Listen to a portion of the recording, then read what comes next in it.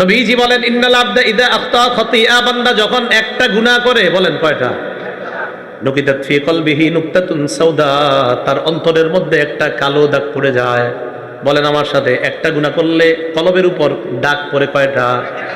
ফাইদা হুয়া নাজা ওয়াস্তাগফারা ওয়া তাবা, বান্দা যখন গুনাহ থেকে ফিরে আসে আর তওবা করে, সুকিলা কলবুহু, তার কলবটা আবার আগের মতো স্বচ্ছ হয়ে যায়। এবার আল্লাহর নবী বলেন ওয়া ইন আদা, বান্দা যদি গুনাহটা বারবার করে, আজকে করছে আবার কালকে আবার খালি করতেই থাকে, জিদা, ওই গুনাহ করতে করতে এক পর্যায়ে তার দাগগুলা বেড়ে যায়। একবার করছে একটা দাগ, দুইবার করে দুইটা দাগ, তিনবার করে তিনটা দাগ, নফরমানি করতেই থাকে, তওবা করে না। আল্লাহ নবী বলেন এইভাবে গুনাহ করতে করতে কালো দাগগুলা এত বেড়ে গেছে, দাগগুলা বাড়তে বাড়তে হাত্তা তালু কলবা, কলবের উপর পুরা কালো দাগের একটা আবরণ পড়ে গেছে। প্রথমে কলবের উপর একটা দাগ পড়ছে, এখন গুনাহ বাড়তে বাড়তে অনেকগুলা দাগ হইতে হইতে কলব পুরাটাই চলে গেছে এখন কালো দাগের নিচে। নবীজি বলেন এটাকে রন বলা হয়। বলেন কি বলা হয়? রন। এই রনের বাংলা হলো মরিচা। বলেন রনের বাংলা কি? আর এই রনের কথা আল্লাহ পবিত্র কোরআনের সূরা মুতাফফিফিনের মধ্যে বলেন কাল্লা বাল রানা আলা কুলুবিহিম মা কানু ইয়াকসিবুন, তারা যে গুনাহ কামাই করেছে এই কারণে তাদের কলবের উপর মরিচা পড়ে গিয়েছে। আল্লাহ আমাদের সকলকে মরিচাওয়ালা কলব থেকে আল্লাহ আমাদেরকে হেফাজত করে। সাবধান, মরিচাওয়ালা কলব নিয়ে কিয়ামতের মাঠে যায়েন না, তো আল্লাহ কিন্তু আমার আপনার থেকে আড়াল হবে, তাকাবে না। যা, মরিচাওয়ালা কলব নিয়ে যাওয়া যাবে না। আল্লাহ আমাদেরকে গুনাহ থেকে হেফাজত করে।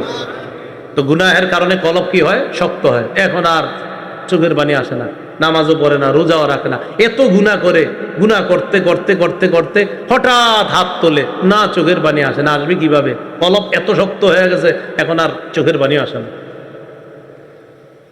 গুনাহের 7 নাম্বার ক্ষতি, গুনাহ মানুষকে নিঃস্ব বানায় দেয়। বলেন গুনাহ মানুষকে কি বানায়? আপনাদের এলাকায় নিঃস্ব কাকে বলে? বলে একজন বলেন সুন্দর করে, যার কি নাই, ধন সম্পদ টাকা পয়সা নাই, তাকে কি বলা হয়? নিঃস্ব। এটাই তো নাকি? সাহাবায়ে কেরামও এটাকে নিঃস্ব বলছেন। মুসলিম শরীফের 2581 নাম্বার হাদিস। ক্বালা রাসূলুল্লাহ সাল্লাল্লাহু আলাইহি ওয়াসাল্লাম, নবীজি বলেন আতাদরুনা মাল মুফলিস, তোমরা কি জানো নিঃস্ব কাকে বলা হয়? সাহাবারা জবাব দেয় আল মুফলিসু ফিনা মান লা দিরহাম লাহু ওয়ালা মাতা। ইয়া রাসূলুল্লাহ, আমাদের মধ্যে যাদের টাকা পয়সা নাই, সম্পদ নাই, সহায় সম্বলহীন যারা, তাদের কি আমাদের মাঝে নিঃস্ব বলি? নবীজি বললেন ইন্নাল মুফলিসা মিন উম্মতি ইয়াতি ইয়াউমাল কিয়ামাতি বিসসালাত ওয়া সিয়ামিন ওয়া যাকাত। আমার উম্মতের নিঃস্ব এই ব্যক্তি, যেই ব্যক্তি কিয়ামতের ময়দানে নামাজ, রোজা, যাকাত নিয়ে উপস্থিত হবে, এই ব্যক্তি হলো নিঃস্ব। এই ব্যক্তি কি? এটা কোনো কথা? নামাজ, রোজা, যাকাত নিয়ে গেলে এ বলে নিঃস্ব? নবীজি বলেন ইয়াতি ওয়াকাদ শাতামা হাযা। এই ব্যক্তি কেন নিঃস্ব? এই নামাজি, এই রোজাদার, এই যাকাতওয়ালা যখন দাঁড়ায় থাকবে, তার কিছু গুনাহ থাকবে, সে মানুষে গালি দিত। ও সাফাকা দামা হাজা, সে আরেকজনের রক্তপাত করছে। ও দরবা হাজা, আরেকজনকে প্রহার করছে। ও আকালা মালা হাজা, 60 বার হজ করছে, কিন্তু মানুষের সম্পদ খালি জোর দখল করছে। তো কিয়ামতের মাঠে দাঁড়ায় আছে, পাওনাদাররা আসবে, আসার পর বলবে আমি আমার পাওনা চাই। ইউতাহাদা মিন হাসানাতি, একজন পাওনাদারকে তার আমলনামা দিয়ে দেওয়া হবে। কার? ওই রোজাদার, ওই নামাজি আর ওই যাকাতওয়ালা। আরেকজন আসবে, আসার পর বলবে আমি আমার পাওনা চাই। ওই ইউতাহাদা মিন হাসানাতি, তাকেও তার পাওনা দেওয়া হবে। আরেকজন এসে বলবে আমি আমার পাওনা চাই। ফা ইন ফানিয়াত হাসানাতু, আমলনামায় তাকায় দেখবে তার আর কোনো ভালো আমলনামা নাই। আমলনামা ভালো যা ছিল সব দেওয়া শেষ, এখন আমলনামার মধ্যে আর ভালো আমলনামা নাই। পাওনাদাররা বলবে আমরা আমাদের পাওনা চাই। আল্লাহর পক্ষ থেকে বলা হবে সুম্মা উখিযাত মিন খাতায়াহুম, ওই পাওনাদারদের গুনাহগুলা নেওয়া হবে। নেওয়ার পর সুম্মা তুরিহাত আলাইহি, যেই ব্যক্তি নামাজ রোজা নিয়ে ওই জায়গায় গিয়েছে তাকে গুনাহগুলা দেওয়া হবে। গুনাহ দেওয়ার পর সুম্মা তুরিহা ফিন্নার, গুনাহের সাগরের মধ্যে তাকে জাহান্নামে নিক্ষেপ করা হবে। নাউযুবিল্লাহ। তাহলে নামাজ রোজা যাকাত নিয়ে যাবে, যাওয়ার পর পাওনাদারদেরকে দিতে দিতে নেকামল শেষ। এখন অন্য পাওনাদাররা এসে বলবে আমাদেরটা কোথায়?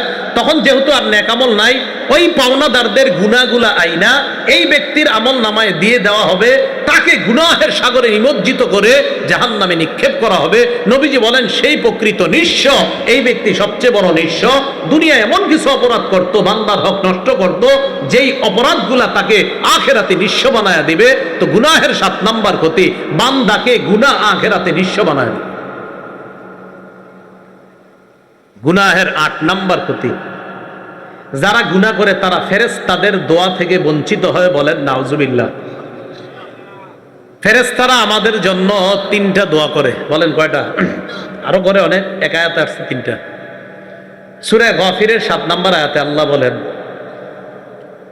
الذين يحملون العرش ومن حوله يسبحون بحمد ربهم ويؤمنون به ويستغفرون للذين آمنوا ربنا وسعت كل شيء رحمة وعلما فاغفر للذين تابوا واتبعوا سبيلك وقهم عذاب الجحيم ربنا وأدخلهم جنات عدن التي وعدتهم। সূরা গাফির 7 নম্বর 8 নম্বর আয়াতে আল্লাহ বলেন, যারা আরশ বহনকারী তারা সদা সর্বদা আল্লাহর প্রশংসা সহ তাসবিহ পাঠ করে, তারা আল্লাহর প্রতি বিশ্বাস রাখে। ইমানদার যারা, এই ইমানদারদের জন্য আরশ বহনকারী ফেরেশতারা আল্লাহর কাছে ক্ষমা প্রার্থনা করতে থাকে। সুবহানাল্লাহ। কারণ ফেরেশতাদের ক্ষমা প্রার্থনা আমরা চাই না। ফেরেশতারা আল্লাহকে বলে, আল্লাহ আপনি আপনার রহমত আর দয়া দিয়ে সবকিছু বেষ্টন করেছেন, আপনার জ্ঞান দিয়ে আর রহমত দিয়ে সব বেষ্টন করেছেন। আল্লাহ আপনার বান্দাদের মধ্যে যারা তওবা করে আর আপনার পথের অনুসরণ করে, আমরা ফেরেশতারা আপনার কাছে রিকোয়েস্ট করছি আপনি তাদেরকে মাফ করে দিন। আবার বলছি, আমার সাথে বলেন আস্তাগফিরুল্লাহ। আরশ বহনকারী ফেরেশতারা কয়, আল্লাহ এই বান্দারা আপনার কাছে তওবা করছে, আল্লাহ আমরা ফেরেশতারা আপনার কাছে আবেদন করতেছি আপনি তাদেরকে মাফ করে দিন। 1 নম্বর দোয়া। 2 নম্বর, ওয়াকিহিম আযাবাল জাহিম, আল্লাহ তাদেরকে জাহান্নামের আযাব থেকে আপনি হেফাজত করেন। 3 নম্বর, রব্বানা ওয়াদখিলহুম জান্নাতি আদনিন আল্লাতী ওয়া'আদতাহুম, আল্লাহ এই বান্দাদেরকে আপনার ওয়াদাকৃত জান্নাতে প্রবেশ করায়া দিন। তাহলে বলেন তো, আমরা তওবা করলে ফেরেশতারা আমাদের জন্য দোয়া করে কয়টা? 3টা। বলেন, আমরা তওবা করলে ফেরেশতারা দোয়া করে কয়টা? 1, আল্লাহ তওবা কবুল করেন। 2, আল্লাহ তাদেরকে জাহান্নামের আগুন থেকে বাঁচান। 3, আল্লাহ তাদেরকে জান্নাতে প্রবেশ করায়া দেন। তো যারা গুনাহ করে নিয়মিত তওবা করে না, এরা ফেরেশতাদের এই দোয়া থেকে বঞ্চিত হয়। আল্লাহ যেন আমাদের সকলকে প্রতিনিয়ত ফেরেশতারা যে দোয়াটা আমাদের জন্য করে, এই প্রত্যেক দোয়ায় আমি আপনি আমরা সবাই যেন শামিল থাকতে পারি, আল্লাহ তৌফিক দান করেন। গুনাহের 8 নাম্বার ক্ষতি, হ্যাঁ 7 গেছে না? 8 গেছে? 8 গেছে গা? আচ্ছা ঠিক, মাশাআল্লাহ। তো 9 নাম্বার ক্ষতি গুনাহের, বান্দা গুনাহ করতে করতে আল্লাহকে ভুলে যায়, এক পর্যায়ে নিজেরে ভুলে যায়। মানে আল্লাহরে ভুলে যায় এক পর্যায়ে, ও যে তওবা করা দরকার, ওর যে মরণ আছে, এরপর যে জান্নাত জাহান্নাম আছে, এটাও বান্দা এক সময় ভুলে যায়। সূরা হাশরের 19 নম্বর আয়াতে আল্লাহ বলেন, ওয়ালা তাকুনু কাল্লাযীনা নাসুল্লাহা ফাআনসাহুম আনফুসাহুম, তোমরা তাদের মতো হয়ো না যারা আল্লাহকে ভুলে গিয়েছে, ফলে আল্লাহ তাদেরকে আত্মবিস্মৃতি করে দিয়েছে, মানে আল্লাহ তাদের নিজেদেরকেও ভুলিয়ে দিয়েছে। এই বান্দা আগে 5 ওয়াক্ত নামাজ পড়তো, এখন আর 5 ওয়াক্ত পড়ে না, এখন শুধু জুমা পড়ে। এখন জুমাও পড়ে না, পুরো বছর তার যে নামাজ পড়া দরকার এটাও সে ভুলে যায়, আর নামাজ না পড়ার কারণে তার যে তওবা করা দরকার এটাও সে ভুলে গেছে। ভাইয়েরা, বাবারা, একটু চিন্তা করেন তো বিষয়টা কত ভয়ঙ্কর। আমাদের সমাজে এমন মানুষ আছে যারা 5 ওয়াক্ত নামাজ পড়ে না, আসেনি? এই সমাজে না থাকলেও পৃথিবীতে আসেনি? আছে। পৃথিবীতে এমন মানুষও পাবেন যারা জীবন নামাজটাও পড়ে না, তার মানে সে নিজেরও ভুলে গেছে। আল্লাহরও তো বলছে, এখন সে নিজেরও বলছে। নামাজ পড়লে লাভ আল্লাহর না আমার? বলেন, আরে আমরা নামাজ পড়লে লাভ আল্লাহর না আমাদের? এখন নামাজ পড়বো আমি, পড়লে যে লাভ হবে এটা আমি এখন নিজে ভুলে গেছি। এই জন্য গুনাহ এক পর্যায়ে আল্লাহকে বলতে বলতে বান্দা নিজেরই ভুলে যায়, তখন তার কি করা দরকার? এটা হলো গুনাহের 9 নম্বর ক্ষতি। গুনাহের 10 নম্বর ক্ষতি, গুনাহ করলে বান্দা এক পর্যায়ে এমন হয় ধন সম্পদ সহ আল্লাহ তারে ধ্বংস করে দেয়। আল্লাহ হেফাজত করেন। আল্লাহ এমন ভূমিকম্প আমাদেরকে যেন না দেয়, হ্যাঁ, একদম বিল্ডিং টিল্ডিং সহ সব ধ্বংস হয়ে যাবে, চোখের সামনে মাটির নিচে যাবে, মালিকেরও পাবেন না, সম্পদও পাবেন না, বিল্ডিংটাও পাবেন না, খুঁজলে মাটির নিচে গিয়ে খোঁজেন, এছাড়া পাবেন না। এরকম ইতিহাস আছে না? এই যুগেও তো ঘটছে। যাদের কাছে কোরআনের অনুবাদ আছে সূরা কসসের ৭৬ থেকে ৮১ নম্বর আয়াত পর্যন্ত বলবেন। সূরা কসস ২০ নম্বর পারা, সূরাতুল কসস ৭৬ থেকে ৮১। আল্লাহ বলেন, ইন্না কারুনা কানা মিন কওমি মূসা ফাবাগা আলাইহিম। কারুন মুসা আলাইহিস সালাতু ওয়াস সালামের সম্প্রদায়ের অন্তর্ভুক্ত ছিল। ফাবাগা আলাইহিম, সে অহংকার করলো, উদ্ধত করলো তার অনেক সম্পদ। আল্লাহ বলেন, আতাইনাহু মিনাল কুনুজি মা ইন্না মাফাতিহাহু লাতানু বিল উসবাতি উলিল কুওয়া। আমি তারে এত সম্পদ দিয়েছি, তার সম্পদের চাবিগুলা একদল শক্তিশালী দল বহন করত। আমাদের দেশে অনেক বড় লোকদের চাবি ব্যাগের মধ্যে নেয় না, 10টা ব্যাগ না একটা ব্যাগই হয়ে যায়, মোটামুটি হয়ে যায়। কারুনের ধন সম্পত্তির চাবি একদল শক্তিশালী মানুষ বহন করত। কথাটা কে বলছে? তাহলে কি পরিমাণ সম্পদ ছিল? তো মুসা আলাইহিস সালাতু ওয়াস সালাম কারুনকে বলল, আহসিন কামা আহসানাল্লাহু ইলাইক। আল্লাহ যে তোমার প্রতি অনুগ্রহ করছে, তুমি একটু মানুষকে দান করো। কারুনকে আমি কি লেগে দান করব? কালা ইন্নামা উতিতুহু আলা ইলমিন ইনদি। এই সম্পত্তি আমি আমার বিদ্যার জোরে অর্জন করছি। আল্লাহ আমারে দিয়েছে, এরকম কি কথা? আমার জোরে আমি এটা গ্রহণ করছি। এই সম্পদ আমার কেউ দেয় না, আমার বিদ্যার জোরে এই সম্পদ আমি কামাই করেছি। বলেন, আমার বিদ্যার জোর, টাকার জোর, এটা কি আমাদের জোর আছে কোনো? আমাদেরকে যত নেয়ামত, এই সমস্ত নেয়ামতের একমাত্র শুকরিয়া আমরা যার আদায় করব, তিনি কে? আমাদেরকে সব দেয় আল্লাহ। আমার কোনো ক্ষমতা নাই, আমি আমার টাকা অনেক এই জন্য আমি এটা করছি না। আমার আল্লাহ আমারে দয়া করে কিছু টাকা দিয়েছে, তাই আমি করতে পেরেছি। আমার অনেক বিদ্যা, তাই আমি এটা করেছি না। আমার আল্লাহ দয়া করে আমার 2-4টা বিদ্যা দিয়েছে, তাই আমি কিছু কথা বলতে পেরেছি। কারণ কয়, আমার বিদ্যার জোরে আমি এই টাকা পয়সা কামাই করছি, আমি কিনলে মানুষই দিব। গুনাহ করতে করতে এক পর্যায়ে এমন অবস্থা হয়েছে, মুসা নবীরে পর্যন্ত অপমান করতে চাইলো। কারণ আল্লাহ এমন ভাবে ধরছে, একদম চায়া চায়া সবাই দেখছে। ফাখাসাফনা বিহি ওয়া বিদারিহিল আরদ। আল্লাহ বলেন, আমি কারুন আর ওর সম্পদ সবগুলা মাটির নিচে ধসিয়ে দিয়েছি, দাফন করে দিয়েছি। কারণকে আল্লাহ এটা করছে, এ যুগেও কিন্তু আল্লাহ এটা দেখাইতেছে, আল্লাহ ভবিষ্যতেও দেখাতে এই ক্ষমতা আল্লাহর আছে। এজন্য ভাই, গুনাহ ছেড়ে দেওয়া, গজব থেকে যদি বাঁচতে চাই, একমাত্র উপায় গুনাহ ছেড়ে দেওয়া। আল্লাহ আমাদেরকে তৌফিক দান করেন। গুনাহ ছাড়ার নিয়ত কাদের কাদের আছে ইনশাআল্লাহ? আচ্ছা, আপনি হাত তুললেন না, খারাপ দেখা যায় বিষয়টা। আছে না সবাই ইনশাআল্লাহ? হুজুর হাত না তুললেও তুলছে, ঠিক আছে তো? আমাদের মুরব্বী, বাস উনি কোনো কষ্ট করবে না। 1 নাম্বার গুনাহ ছাড়ার উপায় তওবা করা। বলেন কি করা? বলেন একনিষ্ঠ তওবা। বলেন সবাই, একনিষ্ঠ তওবা। এটাকে তাওবাতুন নাসুহা বলা হয়। বলেন কি বলা হয়? তাওবাতুন নাসুহা। সূরা তাহরীমের 8 নম্বর আয়াতে আল্লাহ বলেন, ইয়া আইয়ুহাল্লাযীনা আমানু তুবু ইলাল্লাহি তাওবাতান নাসুহা। হে ঈমানদারগণ, তোমরা আল্লাহর কাছে একনিষ্ঠ তওবা করো। আসা রাব্বুকুম আইয়ুকাফফিরা আনকুম সাইয়্যাতিকুম। আশা করা যায় তোমাদের রব তোমাদের সব অপরাধগুলোকে মুছে দিবেন, ক্ষমা করে দিবেন। আর কি করবেন? ওয়ায়ুদখিলাকুম জান্নাত, তোমাদেরকে জান্নাতে প্রবেশ করাবেন। ইবনে মাজাহ 4250 নম্বর হাদিসের বর্ণনা, রাসূলুল্লাহ সাল্লাল্লাহু আলাইহি সাল্লাম বলেন, আত-তাইবু মিনাজ যামবি কামান লা যামবালা। গুনাহ থেকে তওবাকারী এমন হয়ে যায় যেন তার কোনো গুনাহ নাই। বলেন, গুনাহ থেকে তওবাকারী এমন হয়ে যায় যেন তার গুনাহ নাই। বলেন, গুনাহ থেকে খাঁটি তওবাকারী এমন হয়ে যায় যেন তার কোনো গুনাহই নাই, যেন তার কোনো গুনাহই নাই। ইবনে মাজাহ 4251 নম্বর হাদিস। এই হাদিসের মধ্যে আসছে, রাসূলুল্লাহ সাল্লাল্লাহু আলাইহি সাল্লাম বলেন, কুল্লু বনি আদম খাত্তা। আদম সন্তান গুনাহ করে। খায়রুল খাত্তাইনা আত-তাওয়াবুন। গুনাহগারদের মধ্যে তারাই উত্তম যারা তওবা করে। সুবহানাল্লাহ। আমাদের গুনাহ হয়ে যায়, আমাদের মাঝে তারাই উত্তম যারা তওবা করে। তিরমিজি শরীফের বর্ণনা 3538 নম্বর হাদিস। একটু মন দিয়ে শুনি আমরা এই জায়গাটা। এই হাদিসের মধ্যে আসছে, রাসূলুল্লাহ সাল্লাল্লাহু আলাইহি ওয়াসাল্লাম 3538 আছে, 3540 আছে, সুন্দর সুন্দর হাদিসগুলো আছে। রাসূলুল্লাহ সাল্লাল্লাহু আলাইহি সাল্লাম এই জায়গায় হাদিসটা সংক্ষেপে আছে। বুখারীতে একটু বড় আছে, মুসলিম শরীফে আরো বড়। তাহলে মুসলিমেরটা সবচেয়ে বড়, বুখারীরটা একটু ছোট, আর তিরমিজিরটা একটু ছোট। বাকি তিনটা হাদিস একই বিষয়। এক ব্যক্তি বাহন নিয়ে বের হয়েছে সফর করার জন্য। বাহনে তার খানা আছে, পানি আছে, সব আছে বাহনের মধ্যেই, সব আছে, টাকা পয়সা সব বাহনের মধ্যে।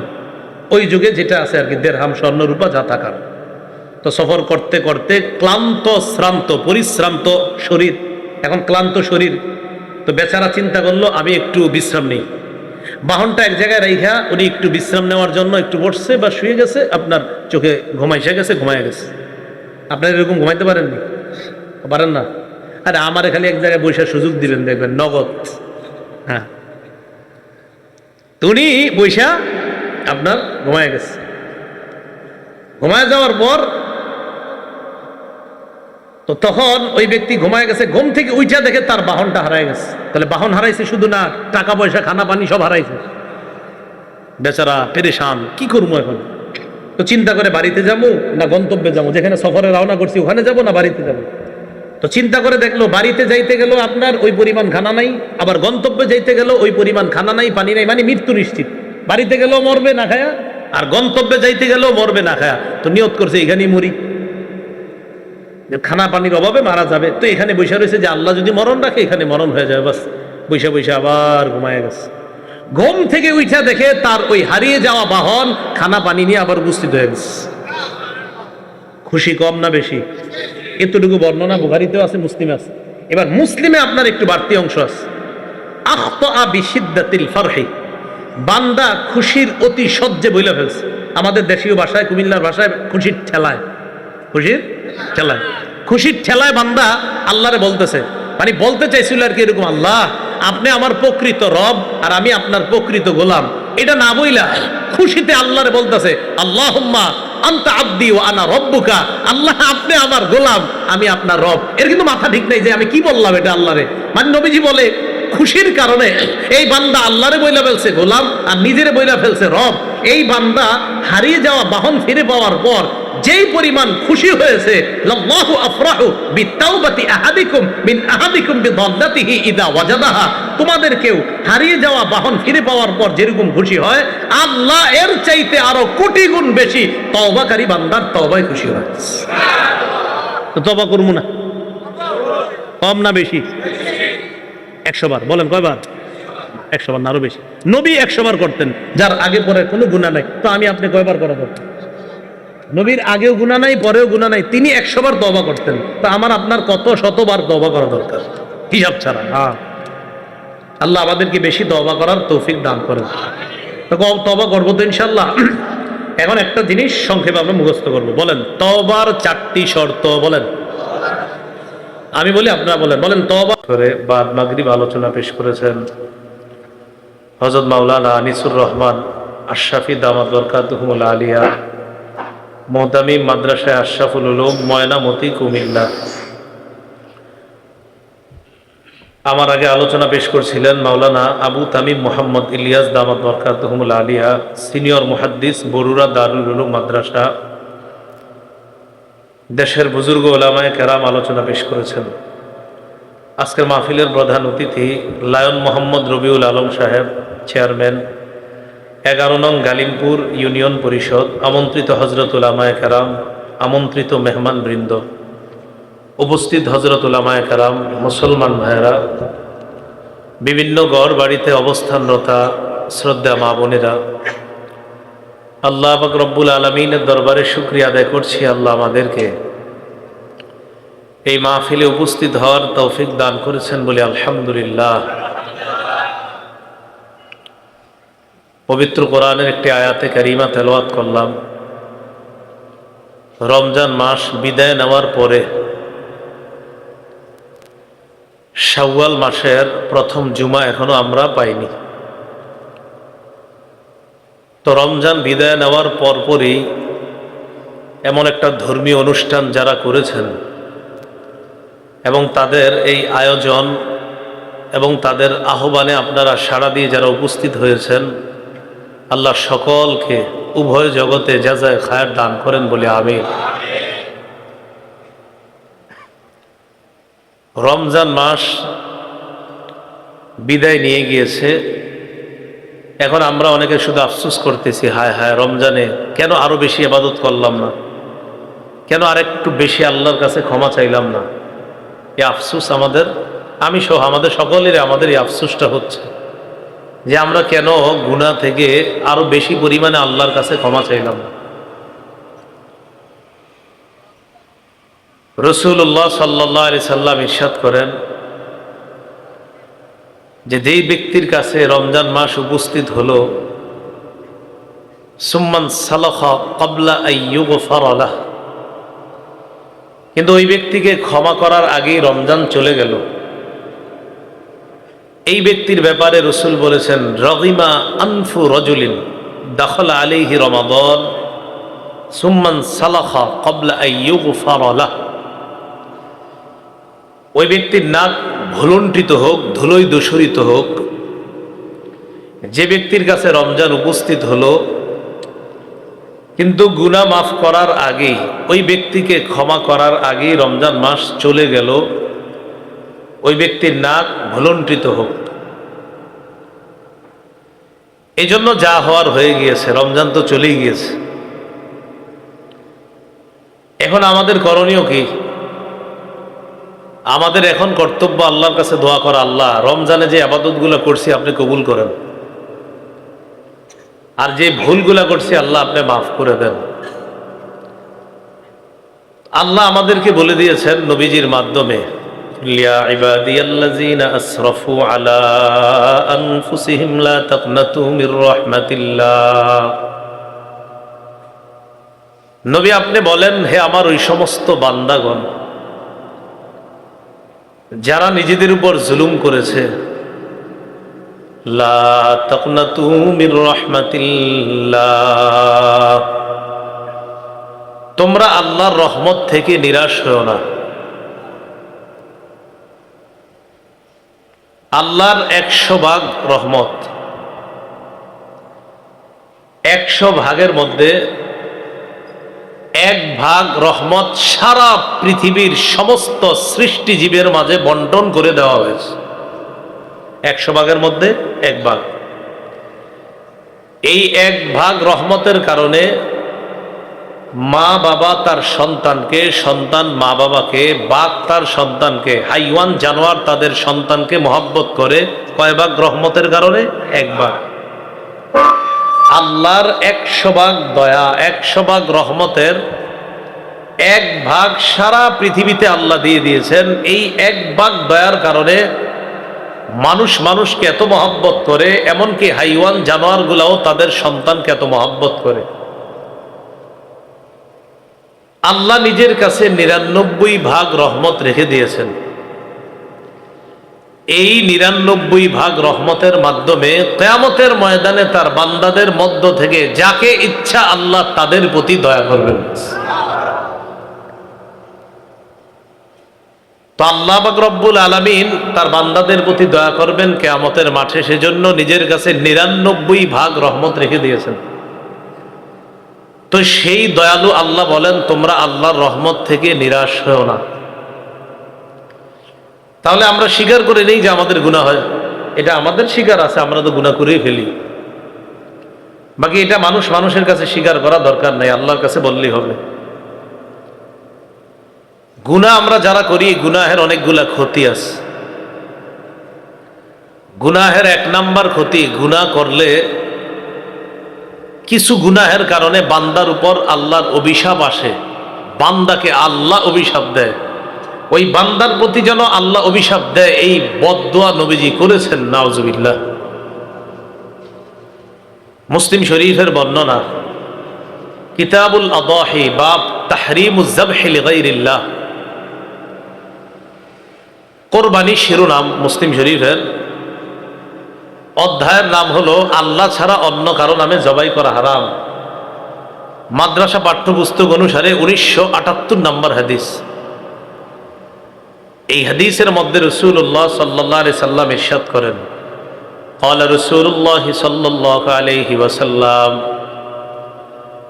لعن الله من لعن والدا ولعن الله من ذبح لغير الله ولعن الله من آوى محدثا ولعن الله من غير منار الأرض। ওই ব্যক্তিকে আল্লাহ অভিশাপ দেন যে ব্যক্তি তার পিতা মাতাকে অভিশাপ দেয়। কোন ব্যক্তি যদি তার পিতা মাতাকে অভিশাপ দেয়, তাকে আল্লাহ অভিশাপ দেয়। থুর, আব্বা এটা করে কেন? আসেন এরকম, আব্বা এটা ঠিক করে নাই,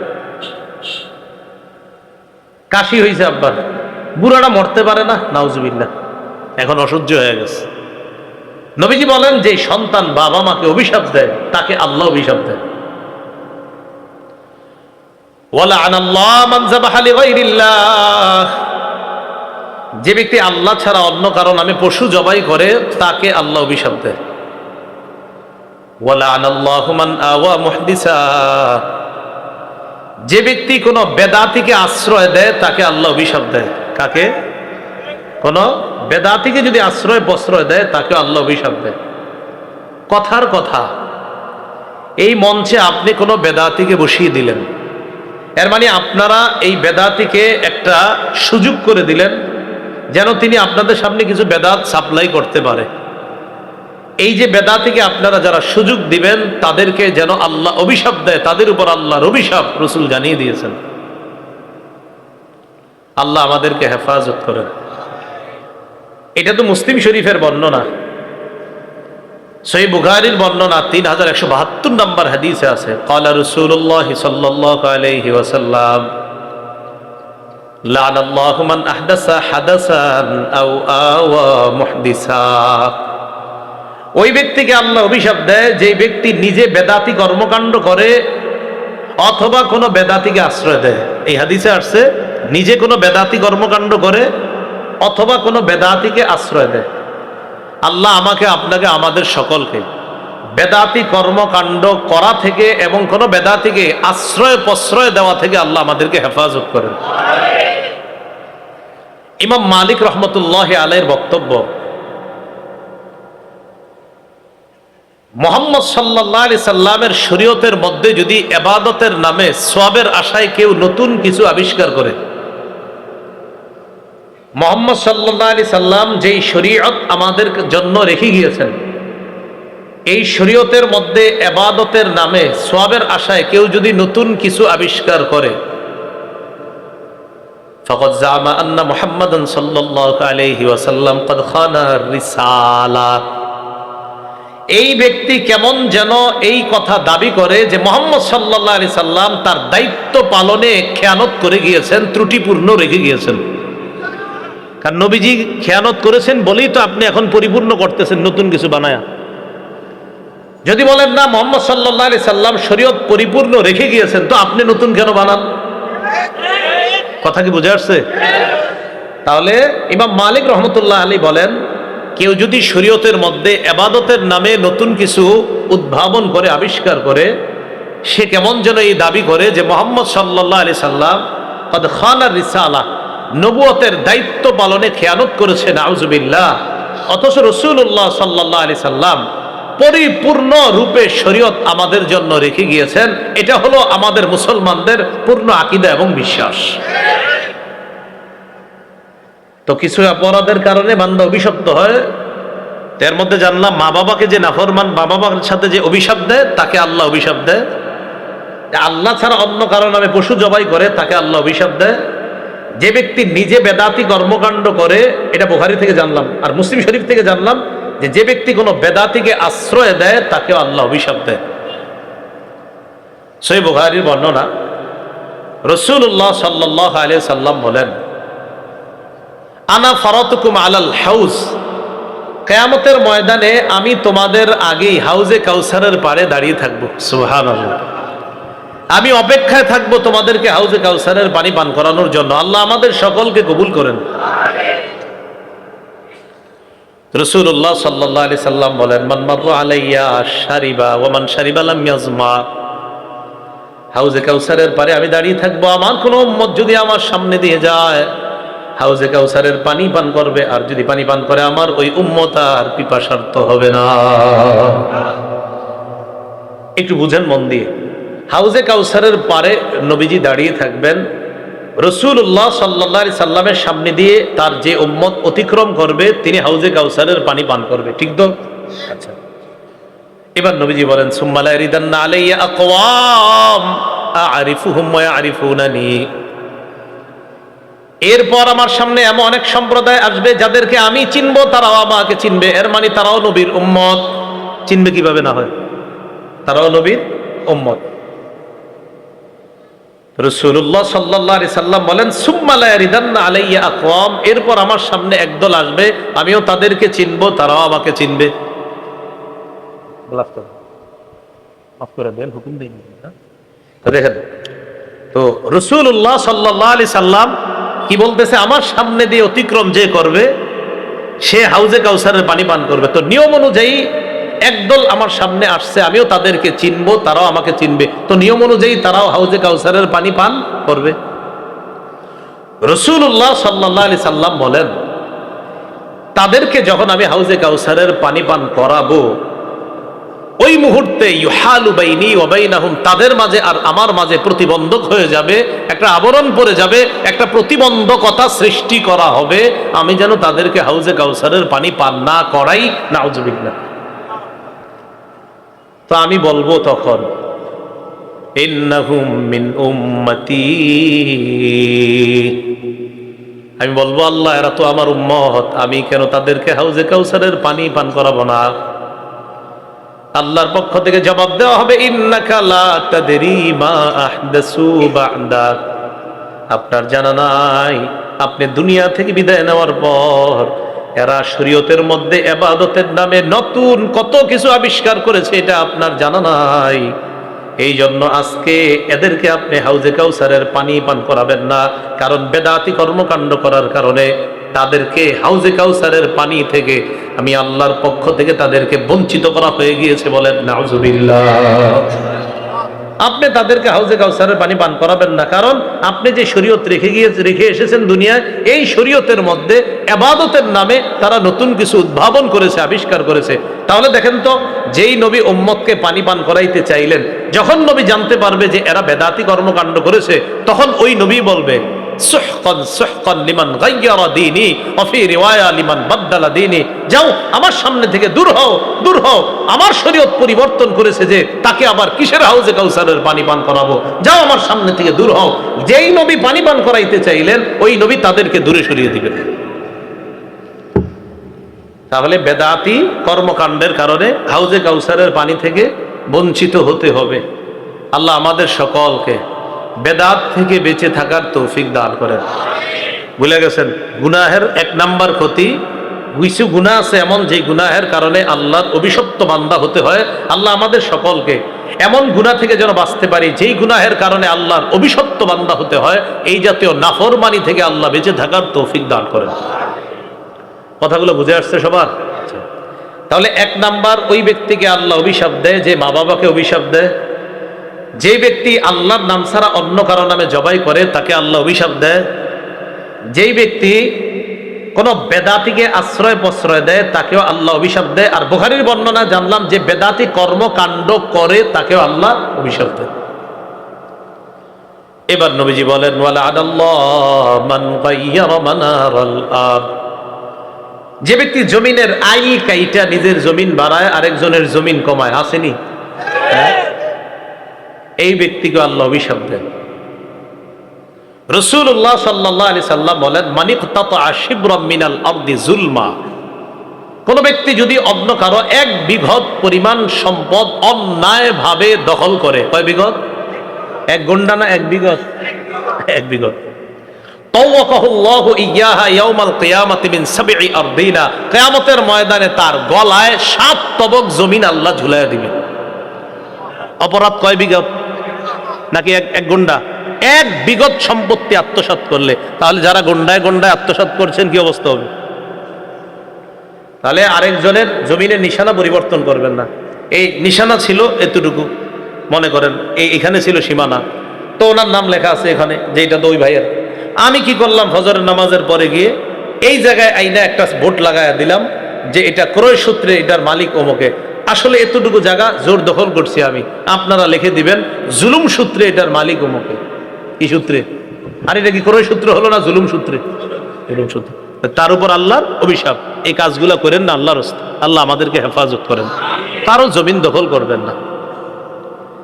তাহলে এক নাম্বার, গুনাহের কারণে আল্লাহর অভিশপ্ত হতে হয়। 2 নাম্বার, গুনাহের দ্বিতীয় ক্ষতি, গুনাহের কারণে মানুষ অপমানিত হয়। আরেকটু বাংলা আমার সাথে বাড়ায় আপনারা মুখস্থ করেন, বলেন ধারাবাহিক গুনাহ। মানুষকে অপমানিত করে ছাড়ে। একটা গুনাহ আপনি নিয়মিত করেন, বারবার আলেম ওলামারা কয়, বা এটা করেন না, এটা করেন না, করতে করতে আপনার মাত্রা এত বেড়ে গেছে, এক পর্যায়ে এই গুনাহটা আপনারে অপমানিত করে ছাড়বে। আল আদাবুশ শরঈয়া 1 নম্বর খণ্ড 144 নম্বর পৃষ্ঠা আব্দুল্লাহ ইবনুল মুবারক রাহমাতুল্লাহি আলাইহির বক্তব্য, তিনি বলেন, রাআইতুজ যুনুবা তুমিতুল কুলুবা ওয়া ক্বাদ ইউরিসুয যিল্লা ইদমানুহা। আব্দুল্লাহ ইবনুল মুবারক রাহমাতুল্লাহি আলাইহি বলেন, আমার অভিজ্ঞতা আমি দেখেছি, তিনি বলেন আমার অভিজ্ঞতা আমি দেখেছি, গুনাহ অন্তরকে মৃত বানায় দেয়, আর নিয়মিত গুনাহ বান্দাকে অপমানিত করে ছাড়ে। একটা গুনাহ, এটার কারণে কলব মরে, আর নিয়মিত গুনাহ এটা অপমানিত করে ছাড়ে। এবার আব্দুল্লাহ ইবনুল মুবারক বলেন, তারকুজ যুনুব হায়াতুল কুলুব, গুনাহ ছেড়ে দেওয়া মানে হলো অন্তর জীবিত হয়ে যাওয়া। গুনাহ যত বেশি ছাড়বেন অন্তর তত বেশি সজীব হবে, অন্তর তত বেশি জিন্দা হবে। বলেন তো আপনারা, কলব জীবিত হয় কি ছেড়ে দেওয়ার কারণে? আব্দুল্লাহ ইবনুল মুবারক বলেন, গুনাহ ছেড়ে দাও, কলব জিন্দা বানায় নাও। গুনাহ যত ছাড়বা কলব তত জিন্দা হবে। তাহলে গুনাহ যত ঝরবে কলব তত জীবিত হবে। আর নিয়মিত গুনাহ বান্দাকে অপমানিত করে ছাড়বে। আল্লাহ আমাদেরকে গুনাহ থেকে হেফাজত করেন।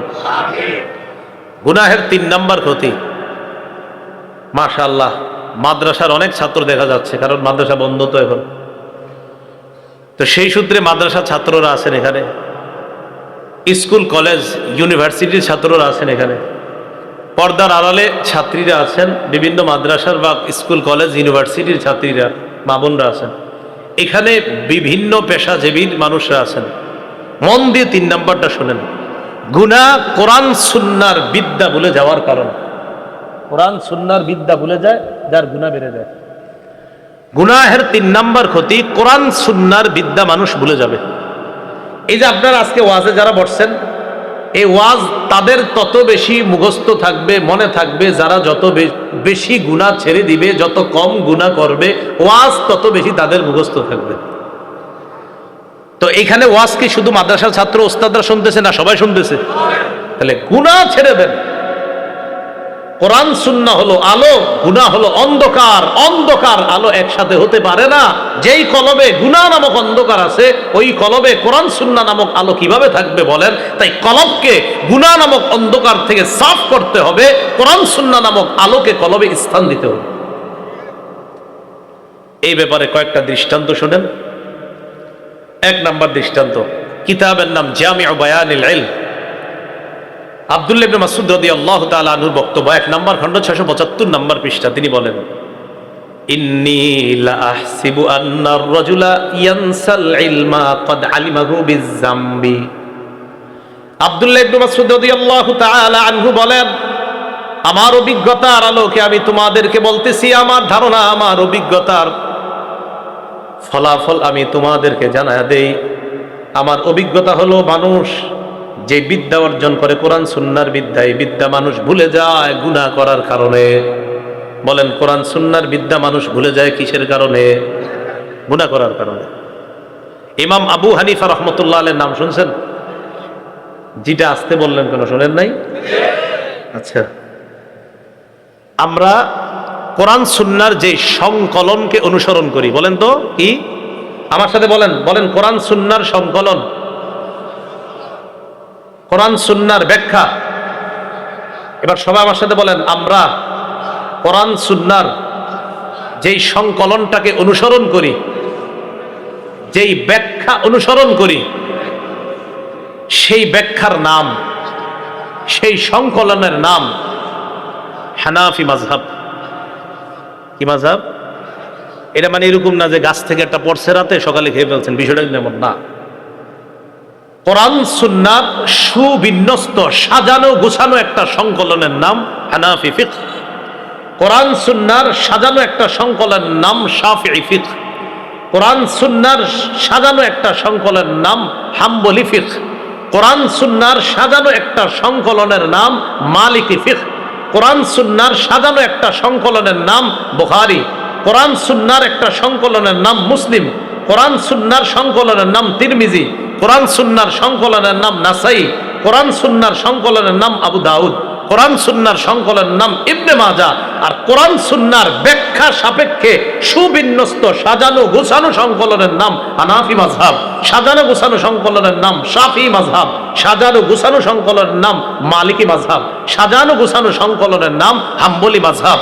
এটা নতুন কোনো জিনিস না, বরং নবীর যুগ থেকেই চলে আসা একটা বিষয়কে সংকলন করে আমাদের সামনে উপস্থাপন করা হয়েছে।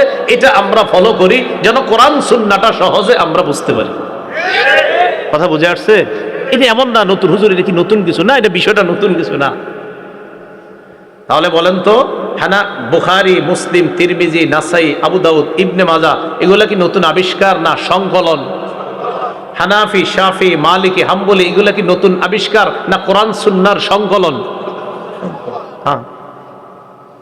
তাহলে সংকলন আর আবিষ্কারের পার্থক্যটা সারা জীবন মনে থাকবে নি? আবিষ্কার আমি নতুন কিছু বানাইছি, সংকলন চলে আসা জিনিসকে আমি সংকলন করা। আল্লাহ আমাদেরকে কথাগুলো বোঝার তৌফিক দান করেন। এটা কিন্তু আমি বলতাম না, কিল্লে যেন মাথায় এসে বুঝলে ফেলছে। ওই ইমাম আবু হানিফার নাম আসছে এই জন্য বললাম। আল জাওয়াহিরুল মুদিয়্যা 2 নম্বর খণ্ড 478 নম্বর পৃষ্ঠা। ইমাম আবু হানিফা রহমতুল্লাহ আলাইহি কোরআন সুন্নাহ নিয়ে যখন গবেষণা করতেন, তো কখনো যদি ওনার কোনো মাসালা খটকা লাগতো, কানাল ইমামু আবু হানিফা রাহিমাহুল্লাহ কানাত ইদা আশকালাত আলাইহিল মাসআলা, কোনো মাসালায় যখন ওনার খটকা লাগতো এটা কি হালাল না হারাম, খটকা লাগলেই উনি ওনার ছাত্রদেরকে বলতেন মা হাযা ইল্লা লিযামবিন ক্বাদ আহদাসতুহু। এই কোরআন সুন্নাহ গবেষণা করে এই মাসালাটা এখনো আমার সমাধান হচ্ছে না কেন? মনে হয় আমার কোনো গুনাহ হয়ে গেছে, এই গুনাহের কারণে এটার সমাধান এখনো আমি পাইতেছি না। সাথে সাথে ইমাম আবু হানিফা কানা ইস্তাগফিরু, ইস্তিগফার পাঠ করতেন। রুবামা কামা সাল্লা, কখনো নামাজের মধ্যে দাঁড়িয়ে যাইতেন। ফাতানকাশিফু লাহুল মাসআলা, আল্লাহ পাক ইমাম আবু হানিফাকে মাসালার সমাধান দিয়ে দিতেন। মাসালায় খটকা লাগলে উনি বলতেন আমার মনে হয় কোনো অপরাধ হয়েছে, এই কারণে এটা আমার খটকা লাগছে। তখন উনি ইস্তিগফার পাঠ করতেন, অথবা উনি নামাজের মধ্যে দাঁড়ায় যাইতেন, আল্লাহ তাকে এই মাসালার সমাধান দিয়ে দিতেন। এখন দেখেন কি ঘটনা, মাসালার সমাধান পাওয়ার পর তিনি বলতেন রাজাউতু আন্নি তিবা আলাইয়া, আমার আশা আল্লাহ আমার তওবা কবুল করেছেন। কেন? ইমাম আবু হানিফার বক্তব্যের সার নির্যাস হলো এই, যেহেতু এই মাসালা খটকা লাগছে, আর খটকা লাগাটাই আমার কাছে গুনাহ মনে হয়েছে, আর এখন যেহেতু আমি সমাধান পেয়ে গিয়েছি, এর মানে আল্লাহ আমাকে মাফ করে দিচ্ছে। আর আমরা দিনের পর দিন কত কিছু মুখস্থ থাকে না, বুঝলা যাই, এটা আমরা গুনাহই মনে করি না নাকি? উনি শুধু খটকা লাগছে, উনি কয় কেন খটকা লাগছে, আর আমরা কত কিছু শরীয়তের ভুল করি, কেন আমাদের মাথায় আসে না, আমাদের কখনো এটা কল্পনা আসে না যে আমার যে কোনো গুনাহ হইতেছে। 3 নম্বর দৃষ্টান্ত নেন, বুখারী শরীফের ব্যাখ্যা গ্রন্থের নাম ফাথুল বারী। এই ফাথুল বারীর লেখক যিনি ইবনু হাজার আসকালানী রহমতুল্লাহ আলাইহি, তার একটা বিখ্যাত কিতাব আছে নাম তাহজিবুত তাহজিব, 2 নম্বর খণ্ড 129 নম্বর পৃষ্ঠা। ইবনে হাজার আসকালানী রহমতুল্লাহ আলাইহি এখানে একটা বক্তব্য আনছেন আলী ইবনুল খাশরমের। মাদ্রাসা তালেব ইলমরা একটু মন দেন, খুব কথাগুলো গুরুত্ব দিন। কলেজ ভার্সিটি ছাত্ররা শুনেন, গুনাহ করা যাবে না, জীবনে অনেক এগিয়ে যেতে পারবেন। আলী ইবনুল খাশরম বলেন রাআইতু ওয়াকি ইবনুল জাররাহ মা রাআইতু বিয়াদিহি কিতাবান কত্তু। আমি ওয়াকি ইবনুল জাররাহ রাহমাতুল্লাহি আলাইহিকে দেখেছি, তিনি কখনো হাতে কিছু লিখতেন না। ইন্নামা হুয়া ইয়াহফাজু, সব মুখস্থ করে ফেলতেন, কিছু লিখতেন না, সব মুখস্থ করে ফেলতেন। সাআলতুহু আন দাওয়াইল হিফজি, আমি একদিন জিজ্ঞাসা করলাম আপনি এত মুখস্থ কেমনে করতে পারেন? তিনি জবাব দিলেন তারকুজ যুনুব, গুনাহ যত বেশি কম করি আমি, গুনাহ যত বেশি ছেড়ে দেই, গুনাহ আমার যত কম হয়, আমার মেধায় তত বেশি অনেক কোরআন সুন্নাহ সংরক্ষণ হয়ে যায়। কি বুঝলাম? হ্যাঁ, গুনাহ যার যত কম হবে, কোরআন সুন্নাহর আলো তার মেধায় তত বেশি স্থান পাবে। আল্লাহ আমাদের সকলকে গুনাহমুক্ত জীবন যাপন করার তৌফিক দান করুন। ইমাম শাফি রহমতুল্লাহ আলাইহি কিতাবের নাম দিওয়ানুশ শাফি, 61 নম্বর পৃষ্ঠা। এখানে ইমাম শাফি রহমতুল্লাহ আলাইহি তার নিজের ঘটনা তিনি উল্লেখ করেন, শাকাউতু ইলা ওয়াকিইন সুআ হিফজি ফাওসানি ইলা তারকিল মাআসি। ইমাম শাফি রাহিমাহুল্লাহ বলেন আমার মাঝে মাঝে ভুল হয়ে যেত, ভুলে যাইতাম আমি, ভুলে যাওয়ার কারণে আমি আমার উস্তাদের কাছে গেলাম। যাওয়ার পর আমি আমার উস্তাদকে বললাম, আমার ভুল হয়ে যায়, আমি বারবার ভুল করে ফেলি। এর মানে আমি ভুলে যাই, ও না, ভুল হওয়া না, আমি ভুলে যাই। আমি যত বিদ্যা অর্জন করি, মাঝে মাঝে কিছু বিদ্যা আমার স্মৃতি শক্তি থেকে হারিয়ে যায়। কেন এমনটা হয় আমি আপনার কাছে জানতে চাই। আমার উস্তাদ আমাকে ওসিয়ত করলেন, উপদেশ দিলেন, ফাউসানি ইলা তারকিল মাআসি, আমি যেন সমস্ত গুনাহ ছেড়ে দেই। ফাইন্নাল ইলমা নূরুম মিন ইলাহি, কারণ এলেম হলো আল্লাহর পক্ষ থেকে নূর। বলেন, এলেম কার পক্ষ থেকে নূর? এলেম আল্লাহর পক্ষ থেকে নূর। ওয়া নূরুল্লাহি লা ইউতা লিআসি, আল্লাহর এই নূর কোন নাফরমানকে দেওয়া হয় না। নাউযুবিল্লাহ। বলেন তো এলেম কার নূর? এই নূর কাকে দেওয়া হয় না? বলেন গুনাহগারকে। বলেন নূর কাকে দেওয়া হয় না? মুসলিম শরীফের নাম শুনছেন তো আপনারা? এই কিতাব, এই কিতাবের একটা ব্যাখ্যা গ্রন্থ আছে, শরহ মুসলিম। এই ব্যাখ্যা যিনি করেছেন ইমাম নববী রহমতুল্লাহ আলাই, তার একটা কিতাব আছে তাহজিবুল আসমা। এই কিতাবের 2 নম্বর খণ্ড, 1 নম্বর খণ্ড পৃষ্ঠায় তিনি ইমাম মালিক রহমতুল্লাহ আলাইয়ের একটা বক্তব্য আনছেন। ইমাম মালিক রহমতুল্লাহ আলাই ইমাম শাফিকে বললেন, ও মুহাম্মদ তুমি শোনো। ইমাম শাফির পুরা নাম মুহাম্মদ ইবনু ইদ্রিস আশ-শাফি। ইমাম শাফিকে বললেন, মুহাম্মদ তুমি শোনো, ইন্নাল্লাহা ক্বাদ আলকা আলা কলবিকা নূরা, আল্লাহ তোমার কলবের মধ্যে নূর দান করছেন। ফালা তুতফিহু বিজুলমাতিল মাসিয়া, তুমি এই আলোটাকে গুনাহের অন্ধকার দিয়ে নিভিয়ে দিও না। তোমার কলবে আল্লাহ কোরআন সুন্নাহর নূর দিয়েছেন, আলো দিয়েছেন, এই আলোটাকে তুমি গুনাহের অন্ধকার দিয়ে তুমি নিভিয়ে দিও না। তাহলে কোরআন সুন্নাহ আর গুনাহের অন্ধকার একসাথে থাকবে না আলাদা রাখতে হবে? তাহলে অন্ধকারকে বের করতে হবে, আলোকে স্থান দিতে হবে। আল্লাহ গুনাহমুক্ত জীবন যাপন করার তৌফিক দান করেন। বুখারী শরীফে একটা হাদিস শুনেন, খুব মজার হাদিস, 119 নম্বর হাদিস। আবু হুরায়রা রাদিয়াল্লাহু তাআলা আনহু, হাদিসের কিতাব খুললে ওনার নামটা পান না এমন পাওয়া যায় না।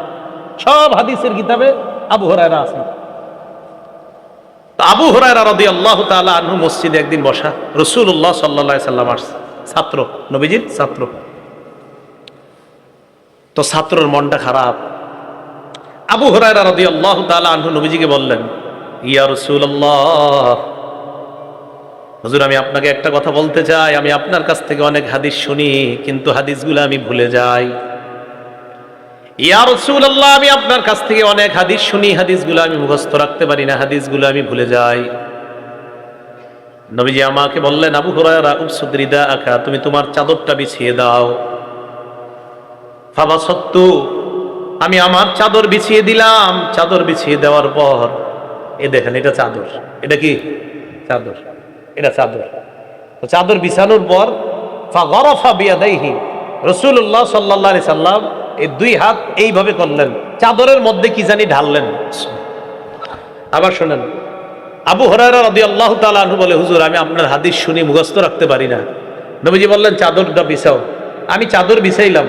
ফাগরাফা বিয়াদাইহি, 2 হাত দিয়ে এইভাবে ঢাললেন। কি ঢাললেন? কিছুই নাই, হাতেও কিছু নাই, চাদরেও কিছু নাই, শুধু ঢালছে।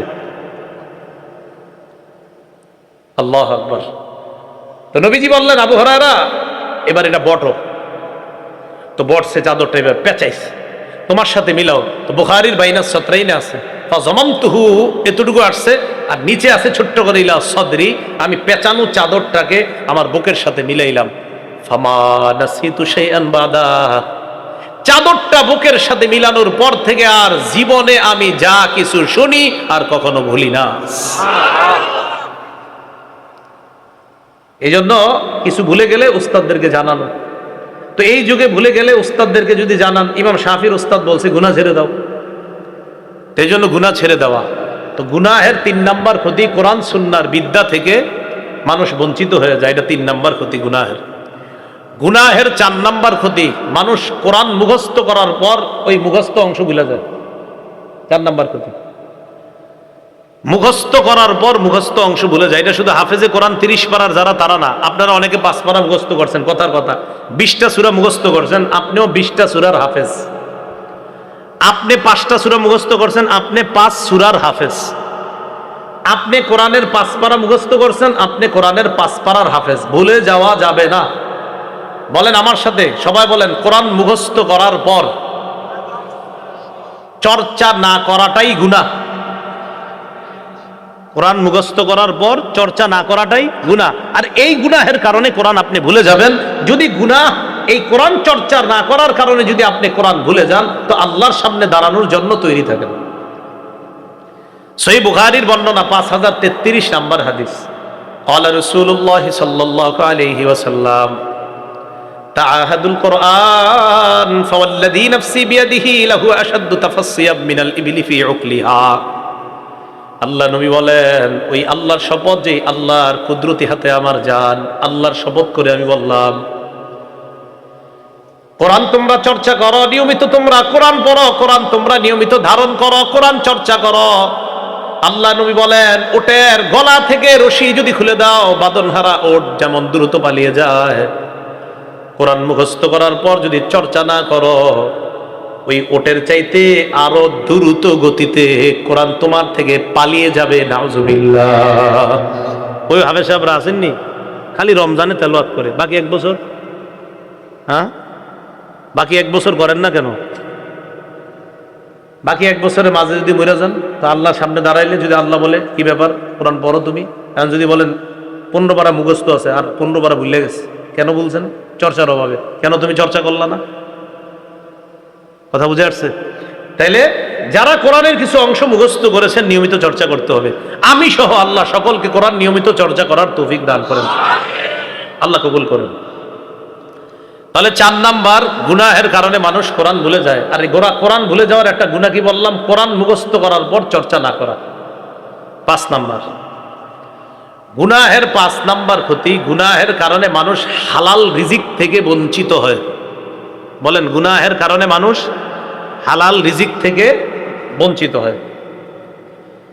ইবনে মাজার 2144 নাম্বার হাদিস, এটা গুরুত্বপূর্ণ একটা হাদিস, সবাই মন দিয়ে শুনব। রাসূলুল্লাহ সাল্লাল্লাহু আলাইহি সাল্লাম বলেন, আইয়ুহান নাস ইত্তাকুল্লাহ ওয়া আজমিলুহু ফিত তালাব।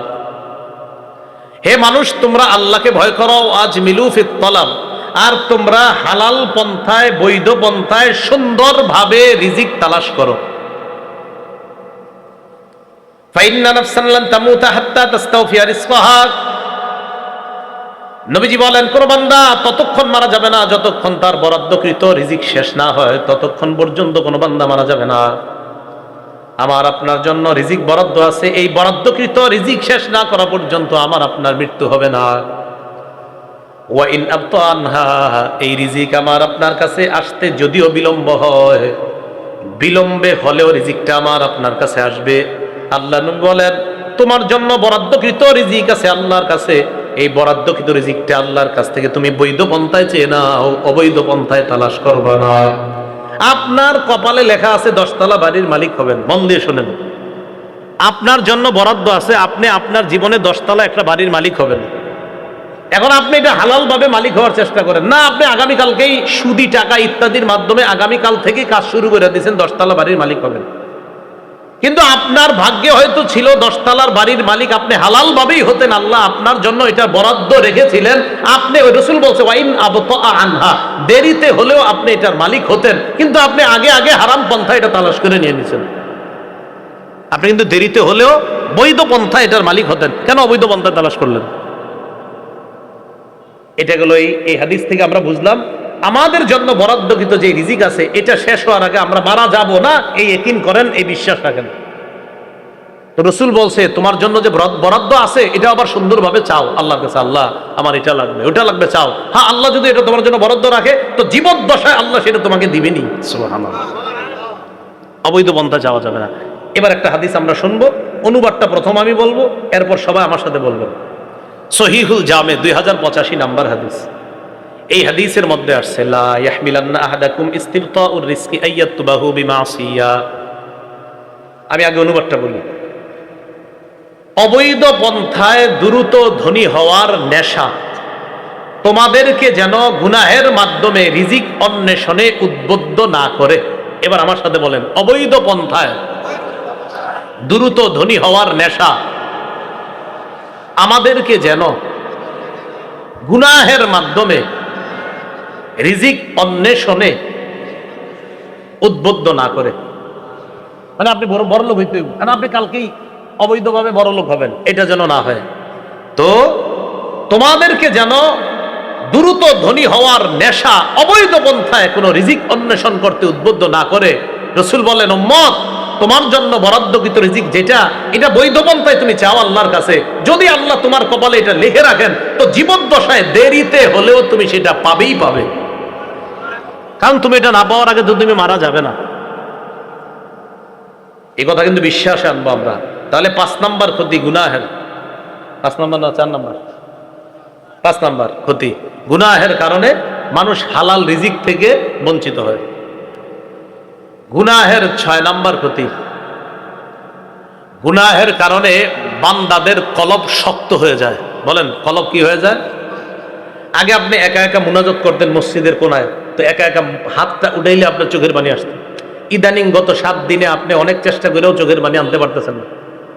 আগে আপনার অবস্থা ছিল এমন যে সবাই মসজিদ থেকে যখন চলে যেত, তো একা একা নিবু নিবু আলোর মধ্যে ফ্যানটা চলতেছে, কেউ নাই মসজিদে, আপনি হাত উঠাইতে আপনার চোখের পানি আসতো। আল্লাহর কাছে একা একা কাঁদতে আপনি খুব সুন্দরভাবে কাঁদতে পারতেন, কিন্তু ইদানিং আপনি 1 মাস ধরে চেষ্টা করেও পারছেন না, কলম শক্ত হয়ে গেছে। সূরা জুমারের 22 নম্বর আয়াতে আল্লাহ বলেন, ফাওয়াইলুল লিল কাসিয়াতি কুলুবুহুম মিন যিকরিল্লাহ। আল্লাহর জিকির শূন্য হওয়ার কারণে যেই কলবগুলা শক্ত হয়ে গেছে, ওই কলবগুলা ধ্বংস হোক, বলেন নাউজুবিল্লাহ। নবীজি বলেন, ইন্নাল আবদা ইযা আখতা খাতিয়া, বান্দা যখন